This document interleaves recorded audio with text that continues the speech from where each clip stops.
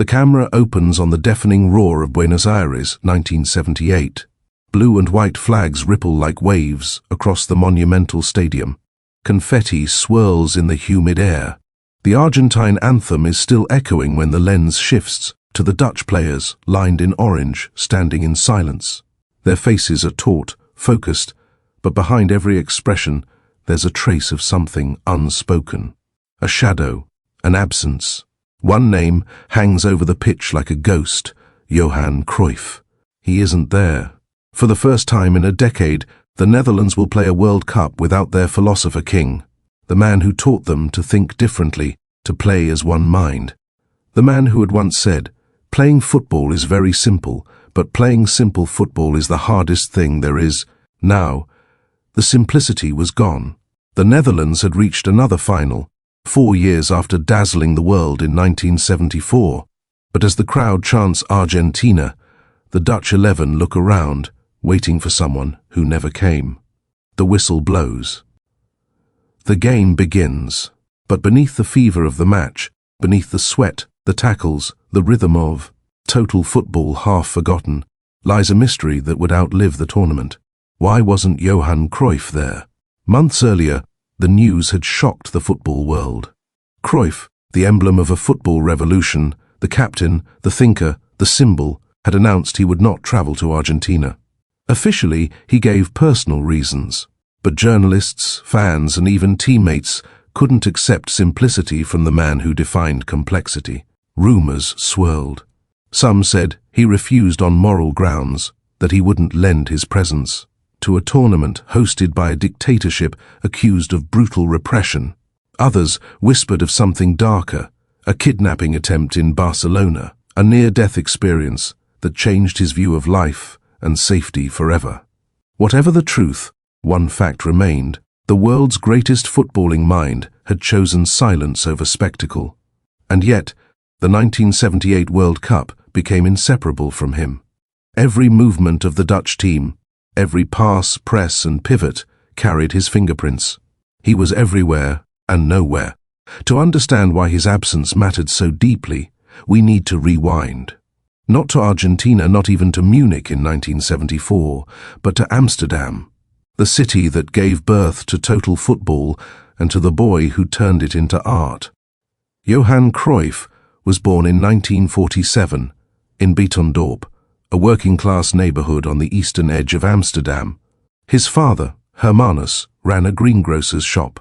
His mother, Petronella, was known for her toughness, a woman who, after her husband's death when Johan was just 12, took a job cleaning at the Ajax training ground to keep the family afloat. Football wasn't just a sport for the Cruyffs. It was oxygen. The young Johan grew up literally inside Ajax, sneaking onto the pitch after hours, juggling balls until the light faded.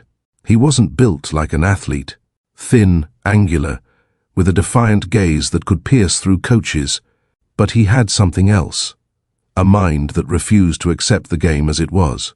At Ajax's youth academy, Cruyff didn't just play, he questioned.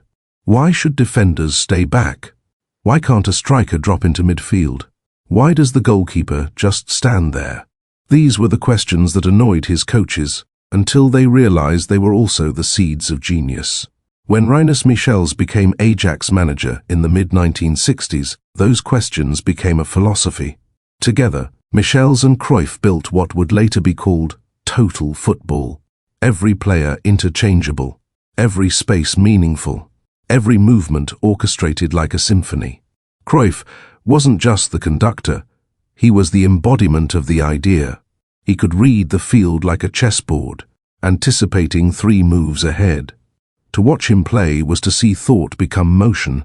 By the early 1970s, Ajax had conquered Europe. 3 consecutive European Cups from 1971 to 1973. Cruyff won the Ballon d'Or twice. But beyond the trophies, Ajax had redefined football itself: dynamic, positional, fluid. Then came Barcelona. In 1973, Cruyff moved to Catalonia, where his arrival transformed not just a club, but an identity. Barca was struggling when he joined. By the end of his first season, they were champions for the first time in 14 years. In one match against Real Madrid, they won 5-0 at the Bernabeu. Cruyff's performance was so mesmerizing that a Spanish journalist wrote, "Barcelona didn't just beat Madrid, they humiliated them." To the Catalan people still living under Francisco Franco's dictatorship, Cruyff became a symbol of freedom, a man who defied hierarchy with elegance and intelligence. He wasn't just a player, he was an idea that spread like wildfire through Europe. By 1974, Cruyff led the Netherlands into the World Cup in West Germany as the face of football's new age. The Orange were magnificent, pressing high, moving as one, hypnotizing opponents. In that tournament, football became ballet. And at the center of it all stood Cruyff, number 14, directing time itself. They destroyed Argentina 4-0. They toyed with Brazil. And in the final, for the first time ever, the Dutch faced West Germany, their old rivals, their antithesis. In the opening minute, Cruyff danced past two defenders, drew a foul, and won a penalty before any German player had even touched the ball. The Netherlands scored. It was a dream start, but by the end, the dream crumbled. Germany came back, winning 2-1. For the Dutch, it wasn't just defeat, it was betrayal by fate. Cruyff had shown the world a vision of perfection, and then watched it collapse at the finish line. 4 years later, as the 1978 World Cup approached, the Netherlands stood at a crossroads. Cruyff was older now, still brilliant at Barcelona but weary of the circus. The Dutch Federation wanted him. The world expected him. But something in him had changed. In 1977, Cruyff and his family were targeted in an attempted kidnapping in their Barcelona home.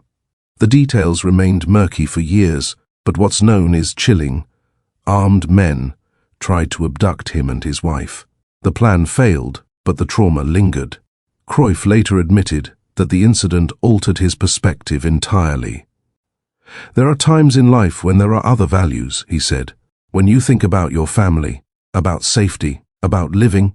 That event, more than any political stance, was the turning point. When the World Cup came around, Cruyff decided not to go. Not out of fear, but out of conviction. Football, for once, would not dictate his life. Still, the decision caused uproar. Teammates were stunned.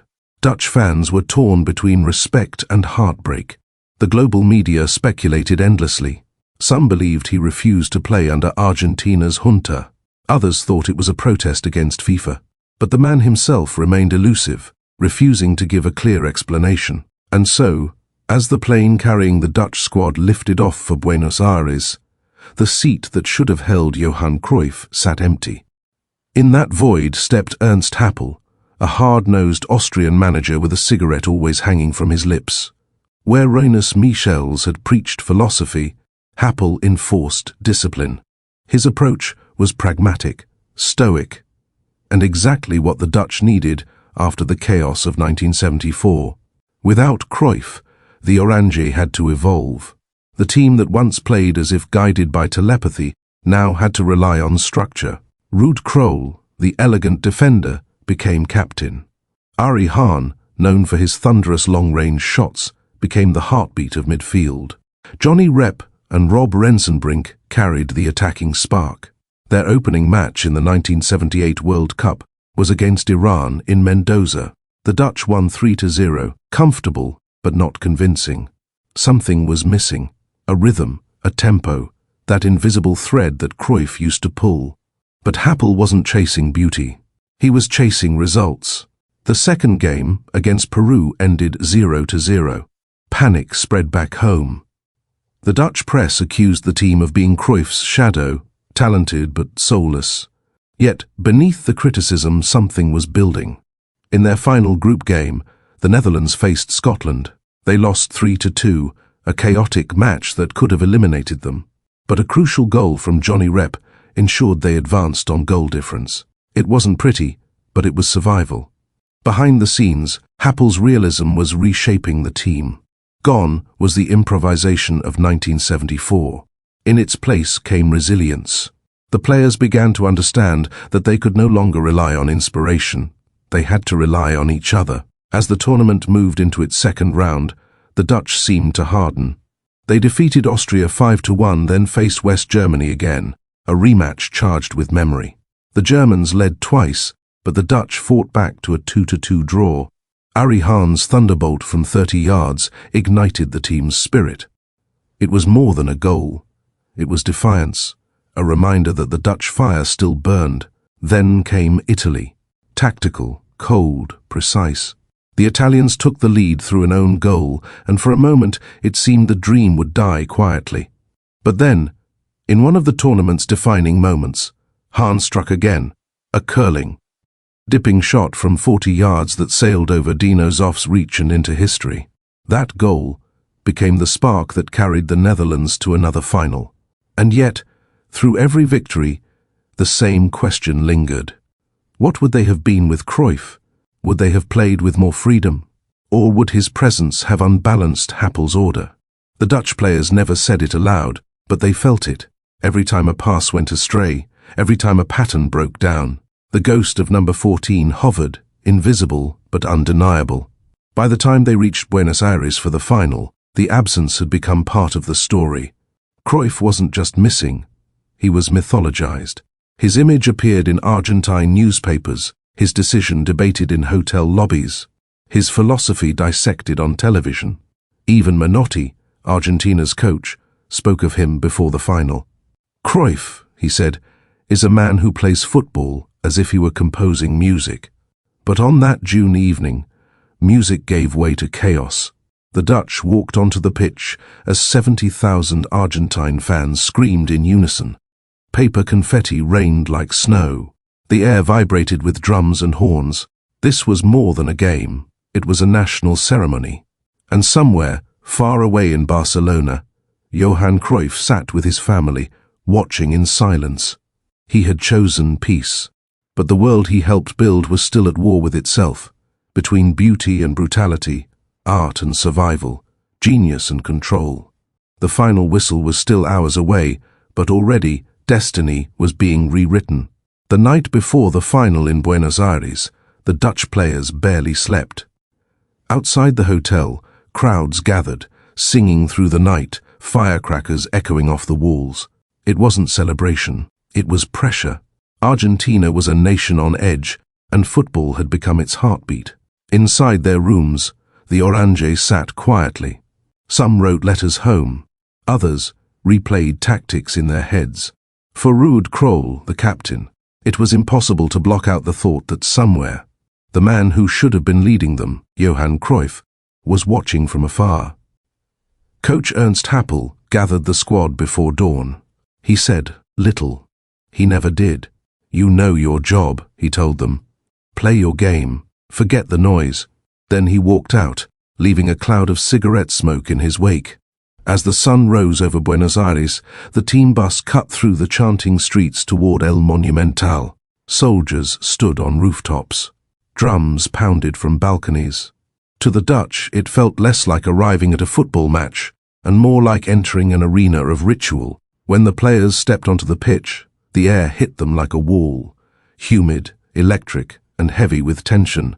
The Argentine fans waved newspapers soaked in blue and white ink, the paper confetti sticking to their faces in the heat. 1,000 banners fluttered, proclaiming destiny. And in the stands, one word was whispered among the Dutch journalists, Cruyff. They wondered what he was thinking now, watching his teammates face a storm without him. The match began with a tempo that bordered on chaos. Argentina, led by Cesar Luis Menotti's fluid philosophy, wanted control, but their methods were violent. Mario Kempes, the long-haired striker with a poet's face, charged through the Dutch defense with fearless abandon. Daniel Passarella marshaled the back line with ferocity. Every tackle had intent. Every cheer had menace. For the Dutch, this was foreign territory. Gone was the rhythmic flow of total football. This was survival. In the 38th minute, Kempes burst through two defenders, his shot deflecting past Jongbloed. Argentina led 1-0, and the stadium erupted into delirium. The stands shook as fireworks exploded above. The Dutch stood frozen, hands on hips, their ears ringing. But Ernst Happel, calm on the sideline, signaled with a simple gesture, "Keep going." The Netherlands regrouped. They passed, moved, waited.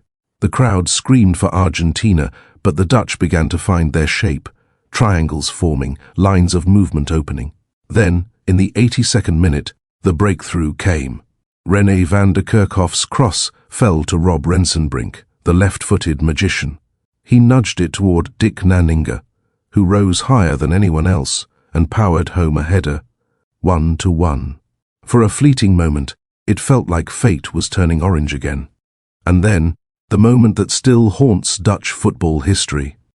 In the 90th minute, the ball found Rensenbrink once more. He slipped behind the defence, angled his run, and poked the ball past goalkeeper Ubaldo Filol. Time seemed to slow. The stadium gasped. The ball rolled toward the far post and struck the woodwork. An inch to the right, and the Netherlands would have been champions of the world. Instead, the ball bounced back into Filol's hands. The whistle blew for full time. Extra time began. The Argentines, fueled by adrenaline and nationalism, surged forward.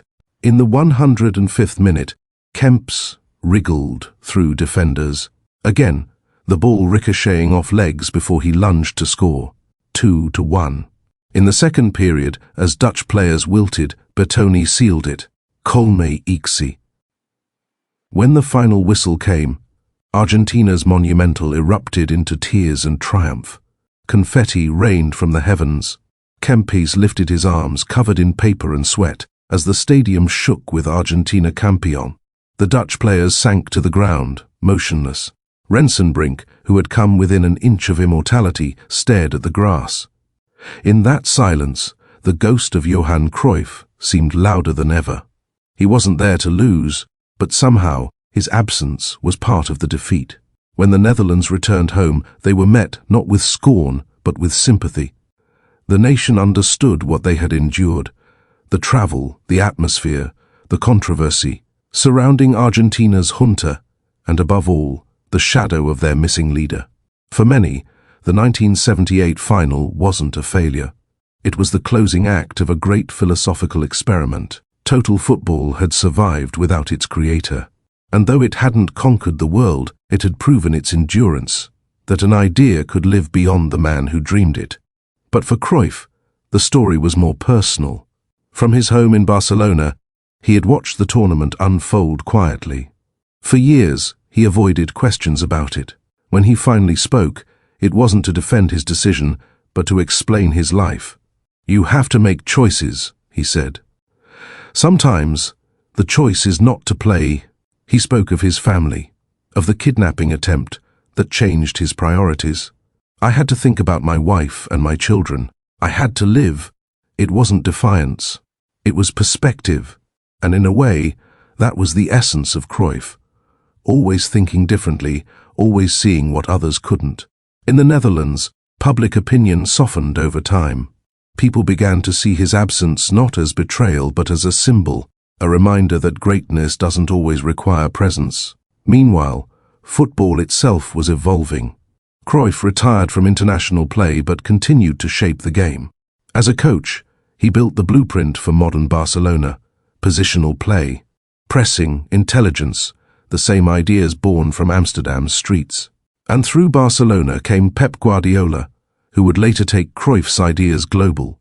"He built the cathedral," Guardiola said. "Our job was to renovate it." The DNA of that 1974 and 1978 Dutch team lived on. In Barcelona, is tiki-taka, in Spain's golden generation, in every team that dared to think before it played. For the players who went to Argentina, the memories were bittersweet.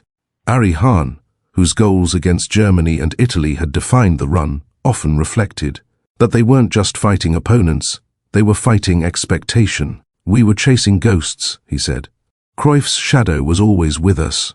Ruud Krol spoke of the mental weight of leadership without his captain. It wasn't just about tactics, he recalled. It was about identity. We weren't sure who we were without Johan. And Rob Rensenbrink, the man whose shot hit the post, carried that moment for the rest of his life.